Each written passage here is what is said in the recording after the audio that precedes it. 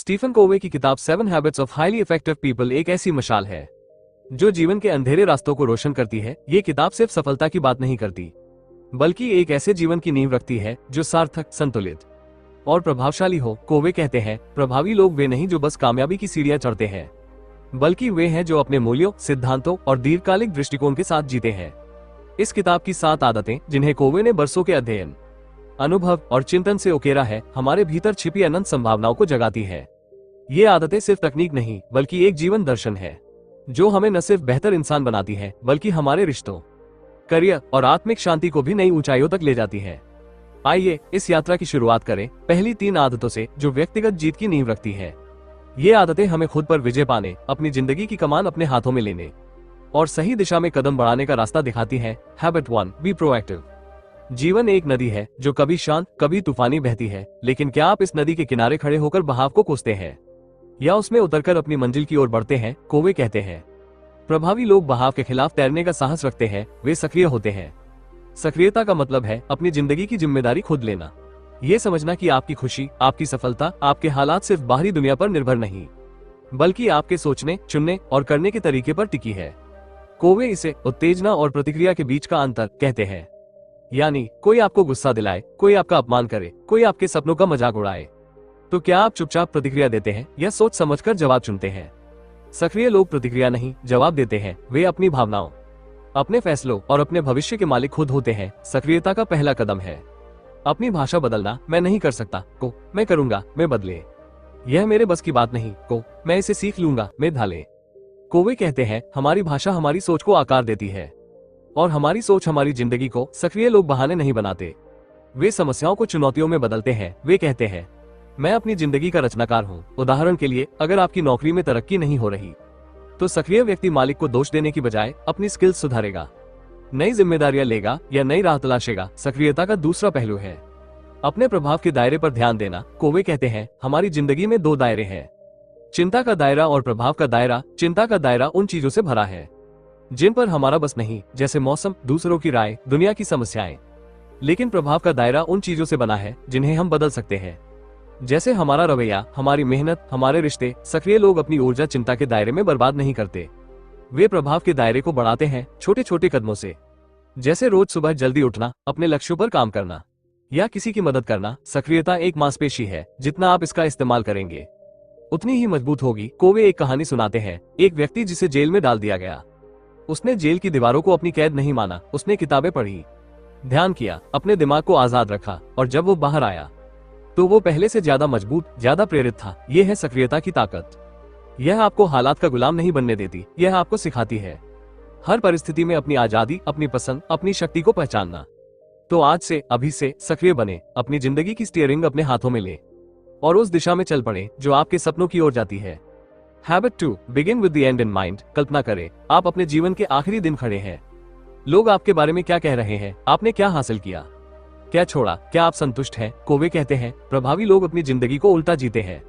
वे पहले अंत को देखते हैं, फिर शुरुआत करते हैं। यह आदत हमें सिखाती है अपने जीवन का एक स्पष्ट दृष्टिकोण बनाना, ये समझना कि हम कहां जाना चाहते हैं, हमारा मकसद क्या है, हमारी जिंदगी का नक्शा क्या होगा। बिना इस दृष्टिकोण के हम भटकते रहते हैं, जैसे कोई नाविक जो बिना कंपास के समंदर में निकल पड़े। कोवे कहते हैं, हर चीज 2 बार बनती है, पहले दिमाग में, फिर हकीकत में। आपका घर, आपका करियर, आपका रिश्ता, सब पहले आपके दिमाग में एक तस्वीर के रूप में बनता है, फिर आप उसे सच करते हैं। इस आदत का पहला कदम है अपने सिद्धांतों को पहचानना। सिद्धांत वे अटल सत्य हैं जो समय और हालात से नहीं बदलते, जैसे ईमानदारी, मेहनत, प्रेम, सम्मान। कोवे कहते हैं, अगर आपकी जिंदगी इन सिद्धांतों पर टिकी है तो आप कभी भटकेंगे नहीं। लेकिन अगर आप सिर्फ पैसा, शोहरत या ताकत के पीछे भागेंगे तो आपकी जिंदगी खोखली हो जाएगी। सिद्धांतों पर आधारित जीवन एक मजबूत नींव देता है। दूसरा कदम है व्यक्तिगत मिशन स्टेटमेंट बनाना। यह एक ऐसा दस्तावेज है जो आपके जीवन के उद्देश्य, आपके मूल्यों और आपके लक्ष्यों को शब्दों में पिरोता है। यह आपका आंतरिक कंपास है जो आपको हमेशा सही रास्ते पर रखता है। कोवे कहते हैं, इसे लिखने में समय लगाएं, अपने दिल की सुने, खुद से पूछें, मैं किसके लिए जीना चाहता हूँ, मैं दुनिया में क्या बदलाव लाना चाहता हूँ, मेरे लिए सबसे जरूरी क्या है। उदाहरण के लिए, एक व्यक्ति ने अपना मिशन स्टेटमेंट लिखा, मैं एक प्रेरक शिक्षक बनूंगा जो बच्चों के सपनों को पंख देगा, मैं अपने परिवार के लिए हमेशा मौजूद रहूंगा, मैं हर दिन सीखूंगा और बढ़ूंगा। इस मिशन ने उसे हर फैसले में रास्ता दिखाया जब उसे ज्यादा पैसे की नौकरी का लालच आया। तो उसने अपने मिशन को याद किया और वही चुना जो उसके मूल्यों से मेल खाता था। यह आदत हमें सिखाती है अपनी प्राथमिकताएं तय करना, कोवे कहते हैं। अगर आप यह नहीं जानते कि आपकी मंजिल क्या है, तो कोई भी रास्ता आपको कहीं नहीं ले जाएगा। इसलिए आज ही अपने अंत को देखें, अपनी जिंदगी की तस्वीर बनाएं और हर कदम उस तस्वीर को सच करने की ओर बढ़ाएं। Habit 3, put first things first. जीवन एक घड़ा है और हम हर दिन इसे भरते हैं, लेकिन क्या आप इसे महत्वपूर्ण चीजों से भर रहे हैं या छोटी मोटी चीजों से? कोवे कहते हैं, प्रभावी लोग पहले सबसे जरूरी चीजें करते हैं। यह आदत समय प्रबंधन की नहीं, बल्कि जीवन प्रबंधन की बात करती है। ये हमें सिखाती है अपनी प्राथमिकताओं को पहचानना और अपनी ऊर्जा को उन चीजों पर लगाना जो वाकई मायने रखती हैं। कोवे इसे महत्वपूर्ण बनाम तत्काल का खेल कहते हैं। ज्यादातर लोग तत्काल चीजों के पीछे भागते हैं, जैसे फोन कॉल्स, ईमेल, छोटी मोटी समस्याएं, लेकिन प्रभावी लोग महत्वपूर्ण चीजों पर ध्यान देते हैं, जैसे रिश्ते बनाना, स्वास्थ्य सुधारना, दीर्घकालिक लक्ष्यों पर काम करना। इस आदत का पहला कदम है अपने समय को 4 हिस्सों में बांटना। कोवे इसे टाइम मैनेजमेंट मैट्रिक्स कहते हैं। पहला हिस्सा है जरूरी और तत्काल, जैसे डेडलाइन, आपातकाल। दूसरा हिस्सा है जरूरी लेकिन गैर तत्काल, जैसे रिश्ते, योजना बनाना, सीखना। तीसरा हिस्सा है गैर जरूरी लेकिन तत्काल, जैसे बेकार के फोन कॉल। चौथा हिस्सा है गैर जरूरी और गैर तत्काल, जैसे समय बर्बाद करना। प्रभावी लोग अपना ज्यादातर समय दूसरे हिस्से में बिताते हैं, यानी जरूरी लेकिन गैर तत्काल चीजों पर, क्योंकि यही वो जगह है जहां दीर्घकालिक सफलता, शांति और संतुष्टि मिलती है। दूसरा कदम है साप्ताहिक योजना बनाना। कोवे कहते हैं, हर हफ्ते बैठें, अपने मिशन स्टेटमेंट को देखें और तय करें कि इस हफ्ते आपकी प्राथमिकताएं क्या होंगी। फिर हर दिन उन प्राथमिकताओं को पहले पूरा करें। उदाहरण के लिए, एक माँ ने फैसला किया कि उसका सबसे जरूरी काम है अपने बच्चों के साथ समय बिताना। उसने हर दिन 1 घंटा उनके साथ खेलने, बात करने के लिए निकाला, भले ही घर के बाकी काम इंतजार करे। नतीजा, उसके बच्चों का आत्मविश्वास बढ़ा और उसका रिश्ता मजबूत हुआ। यह आदत हमें सिखाती है नहीं कहना उन चीजों को जो आपकी प्राथमिकताओं से मेल नहीं खाती। ये हमें सिखाती है अनुशासन, धैर्य और साहस। कोवे कहते हैं, अगर आप पहले सबसे जरूरी चीजें करेंगे तो आपकी जिंदगी में संतुलन आएगा। आप तनाव से मुक्त होंगे और आप उन चीजों को हासिल करेंगे जो आपके लिए सबसे कीमती है। Habit 4, think win win. जीवन एक खेल है, लेकिन क्या आप इसे इस तरह खेलते हैं कि सिर्फ आप जीतें, या आप चाहते हैं कि हर कोई जीते? कोवे कहते हैं, प्रभावी लोग जीत जीत की सोच रखते हैं। ये सोच कहती है, मैं जीतूं और तुम भी जीतो। यह ना तो स्वार्थी है, नहीं बलिदानी, बल्कि यह एक ऐसी मानसिकता है जो मानती है कि हर रिश्ते में, हर सौदे में, हर परिस्थिति में ऐसा रास्ता निकाला जा सकता है जो सभी के लिए फायदेमंद हो। जीत जीत की सोच का मतलब है न तो दूसरों को कुचलना, नहीं खुद को कुचलने देना, बल्कि एक ऐसा समाधान तलाशना जो सभी के हितों को पूरा करे। कोवे कहते हैं, ये सोच साहस और विचारशीलता का मेल है। साहस, क्योंकि आपको अपनी जरूरतें खुलकर रखनी होंगी। विचारशीलता, क्योंकि आपको दूसरों की जरूरतों का सम्मान करना होगा। जीत जीत की सोच को अपनाने का पहला कदम है अपनी मानसिकता बदलना। हमारी दुनिया में ज्यादातर लोग जीत हार की सोच में जीते हैं, यानी अगर मैं जीता तो तुम हारे, या अगर तुम जीते तो मैं हारा। ये सोच रिश्तों को तोड़ती है, व्यापार में विश्वास को खत्म करती है और समाज में टकराव बढ़ाती है। लेकिन जीत जीत की सोच कहती है, दुनिया में इतने संसाधन, इतने अवसर हैं कि हमें बांटने की जरूरत नहीं, हम मिलकर और ज्यादा बना सकते हैं। उदाहरण के लिए, एक व्यापारी और उसका ग्राहक। अगर व्यापारी सिर्फ मुनाफे के लिए माल बेचे तो वो एक बार जीतेगा, लेकिन ग्राहक का विश्वास खो देगा। वहीं अगर वो ग्राहक की जरूरतों को समझे, उसे उचित दाम और अच्छी सेवा दे, तो दोनों जीतेंगे। ग्राहक खुश होगा और व्यापारी को लंबे समय का फायदा होगा। जीत जीत की सोच का दूसरा पहलू है प्रचुरता की मानसिकता। कोवे इसे प्रचुरता का दृष्टिकोण कहते हैं, यानी यह विश्वास की दुनिया में सबके लिए पर्याप्त है। प्यार, सम्मान, पैसा, अवसर, सब कुछ। इसके उलट है कमी की मानसिकता, जो कहती है, अगर किसी को ज्यादा मिला तो मेरे लिए कम बचेगा। प्रचुरता की मानसिकता हमें उदार बनाती है। ये हमें सिखाती है दूसरों की कामयाबी में खुश होना, उनके साथ मिलकर नई संभावनाएं तलाशना। कोवे एक कहानी सुनाते हैं, 2 भाई जिन्हें अपने पिता की जमीन बांटनी थी। एक भाई ने जीत हार की सोच रखी, वो ज्यादा हिस्सा चाहता था, लेकिन दूसरे ने जीत जीत की सोच अपनाई। उसने प्रस्ताव रखा कि वे जमीन को बेचकर उस पैसे से एक नया व्यवसाय शुरू करें। नतीजा, दोनों ने मिलकर एक सफल कारोबार खड़ा किया और उनका रिश्ता भी बचा रहा। जीत जीत की सोच को लागू करने के लिए कोवे कहते हैं, पहले रिश्तों में विश्वास बनाएं। इसे वे भावनात्मक बैंक खाता कहते हैं, यानी हर रिश्ते में छोटे छोटे काम, जैसे वादा निभाना, माफी मांगना, दूसरों की बात सुनना, विश्वास की राशि जमा करते हैं। जब ये खाता भरा होता है तो मुश्किल वक्त में भी जीत जीत के समाधान निकल आते हैं। लेकिन अगर यह खाता खाली है तो कोई भी बातचीत टकराव में बदल जाती है। इसलिए आज से अपने रिश्तों में निवेश करें। अपने दोस्तों, परिवार, सहकर्मियों के साथ जीत जीत की सोच अपनाएं। पूछें, हम दोनों के लिए क्या बेहतर हो सकता है, और देखें कैसे आपके रिश्ते नई ऊंचाइयों को छूते हैं। Habit 5, seek first to understand then to be understood. क्या आपने कभी किसी से बात की और महसूस किया कि वो सुन तो रहा है लेकिन समझ नहीं रहा, या फिर वो सिर्फ अपनी बात कहने का इंतजार कर रहा है? कोवे कहते हैं, प्रभावी लोग पहले सुनते हैं, सचमुच सुनते हैं। वे पहले दूसरों को समझने की कोशिश करते हैं, फिर अपनी बात रखते हैं। यह आदत संचार की कला है। ये हमें सिखाती है कैसे हम गहरे सच्चे रिश्ते बना सकते हैं, कैसे हम टकराव को सहमति में बदल सकते हैं, कैसे हम दूसरों के दिल तक पहुंच सकते हैं। कोवे इसे सहानुभूतिपूर्ण सुनना कहते हैं, यानी सिर्फ शब्दों को नहीं बल्कि भावनाओं, इरादों और जरूरतों को सुनना। ये सुनना है न सिर्फ कानों से बल्कि दिल से। सहानुभूतिपूर्ण सुनने का मतलब है दूसरों के जूते में खुद को रखना, उनकी दुनिया को उनकी नजर से देखना। कोवे कहते हैं, ज्यादातर लोग सुनते हैं जवाब देने के लिए। वे या तो सलाह देते हैं या अपनी कहानी सुनाने लगते हैं या फिर दूसरों की बात को जज करते हैं, लेकिन प्रभावी लोग सुनते हैं समझने के लिए। वे सवाल पूछते हैं, वे दूसरों की भावनाओं को स्वीकार करते हैं। वे कहते हैं, मैं समझ रहा हूँ, तुम ऐसा क्यों महसूस कर रहे हो। ये सुनना आसान नहीं, इसके लिए धैर्य चाहिए, इसके लिए अपने अहम को किनारे रखना पड़ता है। लेकिन जब आप ऐसा करते हैं तो जादू होता है, लोग खुलते हैं। वे आपको अपना दोस्त मानते हैं, वे आपके साथ दिल से दिल तक की बात करते हैं। इस आदत का पहला कदम है अपनी सुनने की आदतों को पहचानना। कोवे कहते हैं, हम अक्सर 5 गलत तरीकों से सुनते हैं: नजरअंदाज करना, दिखावटी सुनना, चुनिंदा सुनना, ध्यानपूर्वक सुनना और सहानुभूतिपूर्ण सुनना। इनमें सिर्फ आखिरी तरीका ही असली सुनना है, बाकी सब आधे अधूरे हैं। उदाहरण के लिए, अगर आपका बच्चा परेशान है और आप फोन देखते हुए कहते हैं, हाँ ठीक है, तो यह नजरअंदाज करना है। लेकिन अगर आप फोन रख दें, उसकी आंखों में देखें और पूछें, क्या हुआ, मुझे बताओ, तो यह सहानुभूतिपूर्ण सुनना है। दूसरा कदम है दूसरों की बात को दोहराना, यानी उनके शब्दों को अपने तरीके से कहना। जैसे तुम कह रहे हो कि तुम्हें लगता है तुम्हारी मेहनत को कोई नहीं देखता। सही, ये दिखाता है आप सचमुच सुन रहे हैं। सहानुभूतिपूर्ण सुनने का नतीजा है विश्वास। जब लोग महसूस करते हैं कि आप उन्हें समझते हैं तो वे भी आपको समझने को तैयार होते हैं। यही वो पल है जब आप अपनी बात रख सकते हैं। कोवे कहते हैं, पहले समझे फिर समझाएं। अगर आप बिना समझे अपनी बात थोपेंगे तो लोग रक्षात्मक हो जाएंगे, लेकिन अगर आप पहले उनकी बात सुनेंगे तो वे आपकी बात के लिए खुले होंगे। एक कहानी है, एक मैनेजर जिसके कर्मचारी काम में ढीले थे। उसने पहले गुस्सा दिखाया, लेकिन फिर उसने आदत 5 अपनाई। उसने कर्मचारियों से बात की, उनकी समस्याएं सुनी, पता चला उन्हें ट्रेनिंग की कमी थी। उसने ट्रेनिंग का इंतजाम किया और नतीजा, टीम का प्रदर्शन दोगुना हो गया। ये है समझने की ताकत। इस आदत को अपनाने के लिए आज से शुरू करें। अपने अगले संवाद में सिर्फ सुने, बिना सलाह दिए, बिना अपनी कहानी सुनाए, दूसरों की भावनाओं को समझें और देखें कैसे आपके रिश्ते गहरे होते हैं। यह आदत न सिर्फ आपके रिश्तों को बेहतर बनाएगी बल्कि आपको एक बेहतर इंसान बनाएगी जो दूसरों के लिए प्रेरणा है, जो दुनिया में सकारात्मक बदलाव लाता है। Habit 6, synergise. कल्पना करें, आप एक जंगल में हैं और आपको एक विशाल पेड़ काटना है। क्या आप अकेले मेहनत करेंगे या अपने दोस्तों को बुलाकर मिलकर काम करेंगे? कोवे कहते हैं, प्रभावी लोग अकेले नहीं चलते, वे तालमेल बनाते हैं।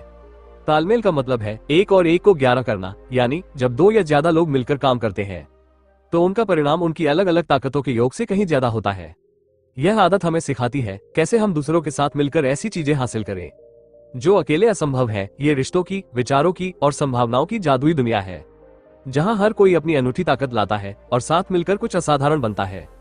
तालमेल की शुरुआत होती है अंतर को महत्व देने से। कोवे कहते हैं, हम अक्सर उन लोगों के साथ काम करना चाहते हैं जो हम जैसे हैं, जो हमसे सहमत हैं, लेकिन असली तालमेल तब बनता है जब हम उन लोगों के साथ काम करते हैं जो हमसे अलग हैं, जिनके विचार, अनुभव और दृष्टिकोण हमसे भिन्न है।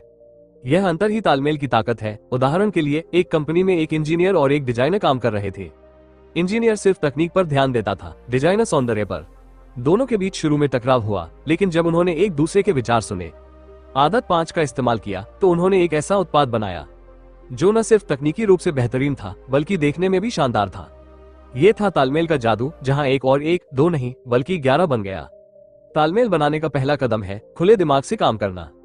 कोवे कहते हैं, हमें अपने अहम को किनारे रखना होगा। हमें यह स्वीकार करना होगा कि हमारा रास्ता ही एकमात्र रास्ता नहीं, दूसरों के विचारों में भी मूल्य हो सकता है। यह आदत जीत जीत की सोच, आदत 4 और सहानुभूतिपूर्ण सुनने, आदत 5 पर टिकी है। अगर आप दूसरों को समझते हैं और उनकी जीत चाहते हैं तो आप तालमेल की नींव रखते हैं। दूसरा कदम है एक साझा लक्ष्य ढूंढना। कोवे कहते हैं, तालमेल तब बनता है जब सभी लोग एक बड़े मकसद के लिए काम करते हैं, जैसे एक परिवार जो अपने घर को बेहतर बनाने के लिए एकजुट होता है, या एक टीम जो कंपनी को नई ऊंचाइयों तक ले जाना चाहती है। ये साझा मकसद सभी को जोड़ता है और उनकी अलग अलग ताकतों को एक नई ऊर्जा देता है। कोवे एक कहानी सुनाते हैं। एक स्कूल में शिक्षक और माता पिता के बीच तनाव था। शिक्षक सोचते थे माता पिता बच्चों की पढ़ाई में रुचि नहीं लेते। माता पिता सोचते थे शिक्षक बच्चों को समझते नहीं। लेकिन जब स्कूल ने एक बैठक बुलाई और दोनों पक्षों ने खुलकर बात की तो उन्होंने एक साझा लक्ष्य बनाया, बच्चों का सर्वांगीण विकास। शिक्षकों ने माता पिता की सलाह मानी, माता पिताओं ने स्कूल के नियमों का सम्मान किया और नतीजा एक नया शिक्षण मॉडल बना जिसने बच्चों के प्रदर्शन को बदल दिया। ये था तालमेल की शक्ति, जहां सभी ने मिलकर कुछ ऐसा बनाया जो अकेले कोई नहीं कर सकता था। तालमेल का तीसरा पहलू है रचनात्मकता को अपनाना। कोवे कहते हैं जब आप तालमेल बनाते हैं तो नई संभावनाएं जन्म लेती हैं जो पहले किसी ने नहीं सोची थी। यह एक तीसरा रास्ता है, न आपका न मेरा बल्कि हमारा। उदाहरण के लिए दो दोस्त एक व्यवसाय शुरू करना चाहते थे। एक को लगता था रेस्तरां खोलना चाहिए, दूसरा चाहता था ऑनलाइन स्टोर। दोनों ने तालमेल बनाया और एक अनोखा विचार निकला, एक रेस्तरां जो ऑनलाइन ऑर्डर भी लेता हो और स्थानीय खाद्य संस्कृति को बढ़ावा देता हो। यह विचार न सिर्फ सफल हुआ बल्कि पूरे शहर में मशहूर हो गया। यह है तालमेल की ताकत जो नई संभावनाओं के दरवाजे खोलती है। तालमेल को अपने जीवन में लाने के लिए कोवे कहते हैं छोटे छोटे कदम उठाएं, अपने परिवार में, अपने कार्यस्थल पर, अपने दोस्तों के बीच। एक दूसरे के विचारों को सुनें, उनके अंतर को अपनाएं और एक साझा लक्ष्य की ओर बढ़ें। पूछें हम मिलकर क्या हासिल कर सकते हैं, क्या ऐसा कुछ है जो हम सबके लिए बेहतर हो। यह आदत आपको सिखाती है कि आप अकेले जितना कर सकते हैं उससे कहीं ज्यादा दूसरों के साथ मिलकर कर सकते हैं। यह आपको सिखाती है कि असली ताकत एकता में है, कि असली जीत साझा जीत है। तो आज से तालमेल बनाएं, अपने रिश्तों को, अपने विचारों को, अपने सपनों को नई ऊंचाइयों तक ले जाएं। Habit 7 sharpen the saw. जीवन एक मैराथन है, न कि एक छोटी दौड़। और अगर आपको लंबे समय तक दौड़ना है तो आपको अपनी ताकत, अपनी ऊर्जा, अपने उत्साह को बनाए रखना होगा। कोवे कहते हैं प्रभावी लोग अपनी कुल्हाड़ी को तेज करते हैं, यानी वे खुद को लगातार नवीकृत करते हैं। यह आदत हमें सिखाती है कैसे हम अपने शरीर, दिमाग, दिल और आत्मा को तरोताजा रखें ताकि हम हमेशा अपनी पूरी क्षमता के साथ जी सकें। कोवे इसे नवीकरण का सिद्धांत कहते हैं। जैसे एक लकड़हारा जो अपनी कुल्हाड़ी को तेज किए बिना पेड़ काटता रहे, वो जल्दी थक जाएगा और उसका काम धीमा पड़ जाएगा। लेकिन अगर वो रुककर अपनी कुल्हाड़ी को तेज कर ले तो वो तेजी से और कम मेहनत में ज्यादा काम कर लेगा। नवीकरण के 4 आयाम है, शारीरिक, मानसिक, भावनात्मक और आध्यात्मिक। पहला आयाम है शारीरिक नवीकरण। यह आपके शरीर की देखभाल करने की बात करता है। कोवे कहते हैं आपका शरीर आपका सबसे बड़ा संसाधन है। अगर यह स्वस्थ नहीं तो आप अपने लक्ष्यों को हासिल नहीं कर सकते। शारीरिक नवीकरण का मतलब है सही खाना, नियमित व्यायाम करना, पर्याप्त नींद लेना। उदाहरण के लिए एक व्यक्ति जो हर दिन 30 मिनट टहलता है, सलाद और फल खाता है और रात को 7-8 घंटे सोता है, वो न सिर्फ ज्यादा ऊर्जावान रहता है बल्कि उसका तनाव भी कम होता है। कोवे कहते हैं छोटे छोटे कदम उठाएं, जैसे रोज सुबह योग करें या लिफ्ट की बजाय सीढ़ियां चुनें। यह आपके शरीर को ताकत देता है और आपकी जिंदगी को लंबा करता है। दूसरा आयाम है मानसिक नवीकरण। यह आपके दिमाग को तेज रखने की बात करता है। कोवे कहते हैं हमारा दिमाग एक मांसपेशी है, जितना आप इसे इस्तेमाल करेंगे उतना ही यह मजबूत होगा। मानसिक नवीकरण का मतलब है नई चीजें सीखना, किताबें पढ़ना, लेख लिखना, नई स्किल्स हासिल करना। उदाहरण के लिए एक मैनेजर ने हर हफ्ते एक नई किताब पढ़ने का फैसला किया। उसने नई तकनीकों के बारे में सीखा और अपनी टीम को बेहतर नेतृत्व देना शुरू किया। नतीजा उसकी तरक्की हुई और उसकी कंपनी ने उसे पुरस्कार दिया। कोवे कहते हैं अपने दिमाग को चुनौती दे, नई भाषा सीखें, कोई नया शौक अपनाएं या बस रोज कुछ नया पढ़े। यह आपके दिमाग को तेज करता है और आपको जिंदगी में आगे रखता है। तीसरा आयाम है भावनात्मक नवीकरण। यह आपके रिश्तों और भावनाओं की देखभाल करने की बात करता है। कोवे कहते हैं हमारे रिश्ते हमारी सबसे बड़ी ताकत है, लेकिन इन्हें समय और ध्यान चाहिए। भावनात्मक नवीकरण का मतलब है अपने प्रियजनों के साथ समय बिताना, उनकी बात सुनना, उनके साथ हंसना, रोना और यादें बनाना। उदाहरण के लिए एक पिता ने हर रविवार को अपने बच्चों के साथ परिवार का दिन मनाने का फैसला किया। वे साथ में फिल्म देखते, खेल खेलते और खुलकर बात करते। इससे न सिर्फ उनका रिश्ता मजबूत हुआ बल्कि उसका तनाव भी कम हुआ। कोवे कहते हैं अपने भावनात्मक बैंक खाते में निवेश करें, छोटे छोटे काम करें, जैसे किसी दोस्त को फोन करें, अपनी माँ को गले लगाएं या अपने सहकर्मी की तारीफ करें। यह आपके दिल को सुकून देता है और आपके रिश्तों को अमर बनाता है। टू डॉस्टो ऐप टाइम है summary of the 7 habits of highly effective people का। 7 आदतें सिर्फ नियम नहीं बल्कि एक जीवन दर्शन है। ये हमें सिखाती है कैसे हम अपने जीवन को सिद्धांतों पर आधारित करें, कैसे हम खुद को और दूसरों को बेहतर बनाएं, कैसे हम एक ऐसी दुनिया बनाएं जहां हर कोई जीत सके। कोवे कहते हैं इन आदतों को अपनाना आसान नहीं, इसके लिए अनुशासन चाहिए, धैर्य चाहिए, साहस चाहिए। लेकिन जब आप इन आदतों को अपने जीवन का हिस्सा बनाते हैं तो आपका जीवन बदल जाता है। आप न सिर्फ अपने लिए बल्कि अपने परिवार, अपने समाज और अपनी दुनिया के लिए एक प्रेरणा बन जाते हैं।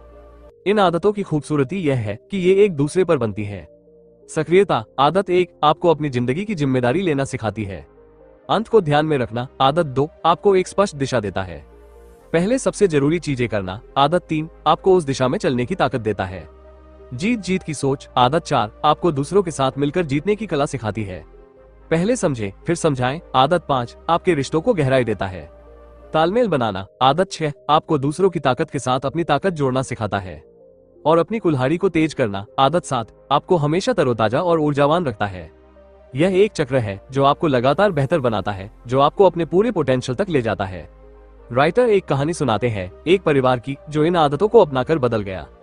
इस परिवार में पहले तनाव था, माता पिता अपने काम में व्यस्त थे, बच्चे अपनी दुनिया में, लेकिन जब उन्होंने 7 आदतों को अपनाया तो सब कुछ बदल गया। माता पिता ने सक्रियता अपनाई, उन्होंने अपने बच्चों के साथ समय बिताने का फैसला किया, उन्होंने अंत को ध्यान में रखा और एक पारिवारिक मिशन स्टेटमेंट बनाया जिसमें लिखा हमारा परिवार एकजुट, प्रेमपूर्ण और प्रेरक होगा।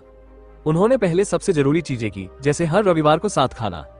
जीत जीत की सोच अपनाई ताकि हर सदस्य की जरूरतें पूरी हो। पहले समझने की कोशिश की ताकि बच्चों की बात सुन सके।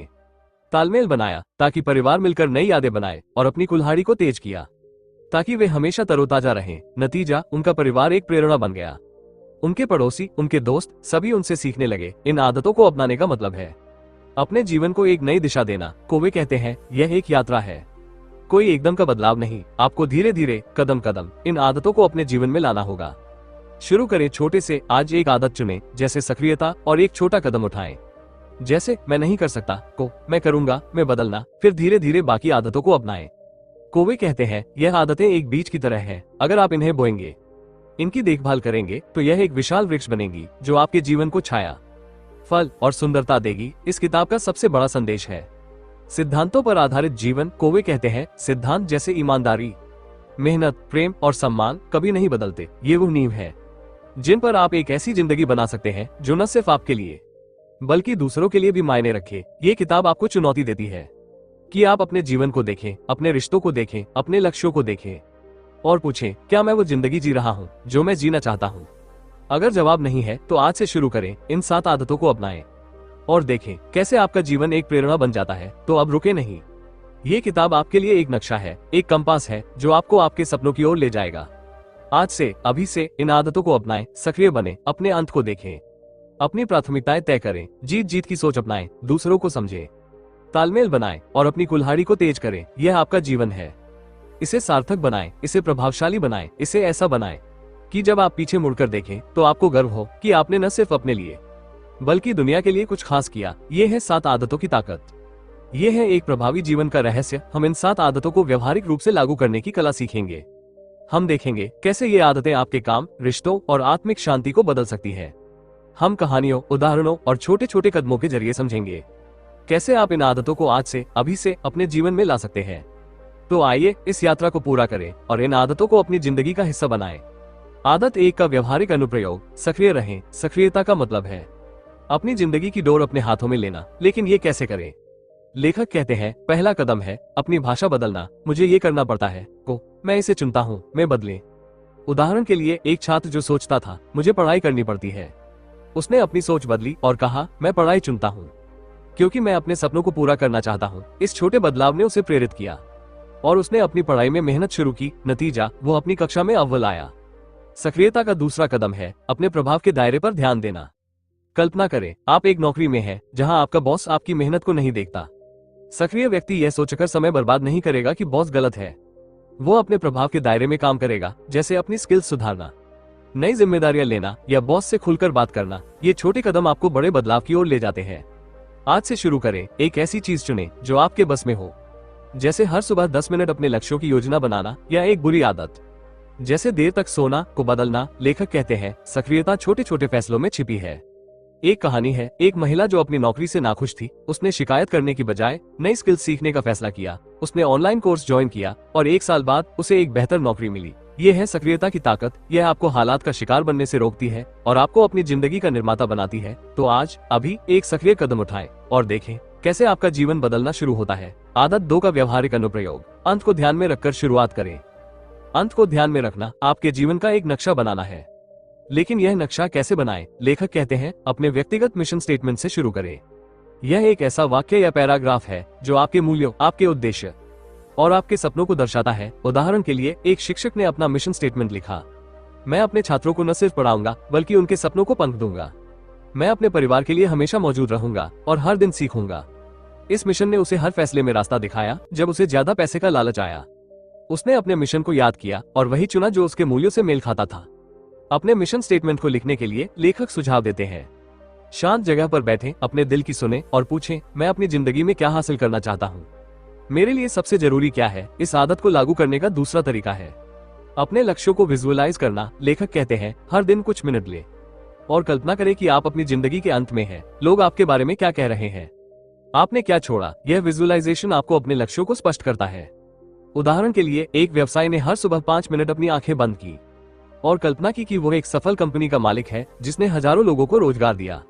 इस तस्वीर ने उसे हर दिन मेहनत करने की प्रेरणा दी और कुछ सालों बाद उसका सपना सच हुआ। आज से शुरू करें, एक डायरी ले, अपने मिशन स्टेटमेंट को लिखें और हर हफ्ते इसे पढ़ें। यह आपको हमेशा सही रास्ते पर रखेगा।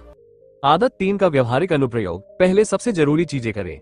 जीवन में समय कम है और काम बहुत, लेकिन प्रभावी लोग जानते हैं कैसे अपने समय को सबसे जरूरी चीजों पर लगाएं। लेखक कहते हैं, हर हफ्ते एक समय प्रबंधन मैट्रिक्स बनाएं। अपने कामों को 4 हिस्सों में बांटें, जरूरी और तत्काल, जरूरी लेकिन गैर तत्काल, गैर जरूरी लेकिन तत्काल और गैर जरूरी और गैर तत्काल। उदाहरण के लिए, एक माँ ने अपने हफ्ते की योजना बनाई। उसने तय किया कि उसके लिए सबसे जरूरी है अपने बच्चों के साथ समय बिताना।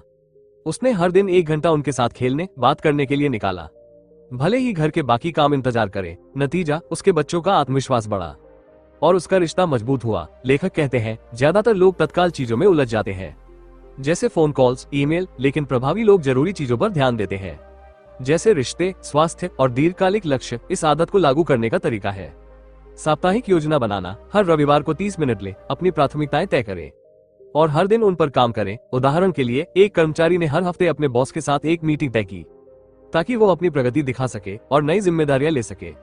इस छोटे कदम ने उसकी तरक्की की राह खोली। लेखक कहते हैं, नहीं कहना सीखें उन चीजों को जो आपकी प्राथमिकताओं से मेल नहीं खाती। अगर कोई आपसे बेकार की गपशप करने को कहे तो विनम्रता से मना करें और उस समय को अपने लक्ष्यों पर लगाएं। यह आदत आपको अनुशासन सिखाती है, यह आपको तनाव से मुक्त करती है और यह आपको वो जिंदगी देती है जो आप चाहते हैं। आदत 4 का व्यवहारिक अनुप्रयोग। जीत जीत की सोचें। जीत जीत की सोच का मतलब है हर रिश्ते में, हर सौदे में ऐसा रास्ता तलाशना जो सभी के लिए फायदेमंद हो। लेकिन इसे कैसे लागू करें? लेखक कहते हैं, पहले अपने भावनात्मक बैंक खाते में निवेश करें, यानी अपने रिश्तों में विश्वास बनाएं। उदाहरण के लिए, एक मैनेजर ने अपने कर्मचारियों के साथ समय बिताना शुरू किया, उनकी बात सुनी, उनकी छोटी छोटी उपलब्धियों की तारीफ की। नतीजा, जब कंपनी को एक मुश्किल प्रोजेक्ट मिला तो कर्मचारियों ने अतिरिक्त मेहनत की क्योंकि वे अपने मैनेजर पर भरोसा करते थे। जीत जीत की सोच का दूसरा कदम है प्रचुरता की मानसिकता अपनाना। यह विश्वास की दुनिया में सबके लिए काफी है। उदाहरण के लिए, 2 सहकर्मियों को एक ही प्रोजेक्ट पर काम करना था। पहले वे एक दूसरे से प्रतिस्पर्धा करते थे, लेकिन जब उन्होंने जीत जीत की सोच अपनाई तो उन्होंने अपने विचार साझा किए और एक ऐसा प्रोजेक्ट बनाया जिसने उनकी कंपनी को पुरस्कार दिलाया। आज से शुरू करें। अपने अगले रिश्ते में, अपने अगले सौदे में पूछें, हम दोनों के लिए क्या बेहतर हो सकता है।